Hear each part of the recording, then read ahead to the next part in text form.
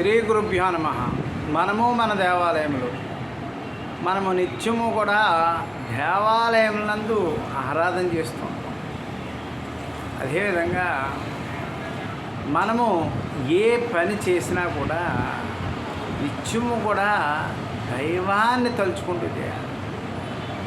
ఎందుకంటే దైవం లేనిదే మనం లేవన్న విషయం ప్రతి మానవుడు తెలుసుకోవాలి. ఎందుకంటే మనకు తెలియని ఎన్నో విషయాలు మనని ప్రతి క్షణము కూడా దైవం చూస్తూ ఉంటుంది. మనం మంచి చేసినామా చెడు చేసినామా అనేది ప్రతిదీ కూడా దైవం మన ఎందు ఉండి చూస్తుంది.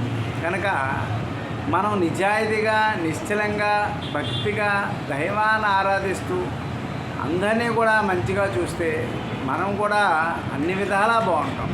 అది ఓం తత్సత్ బ్రహ్మాత్మస్తు.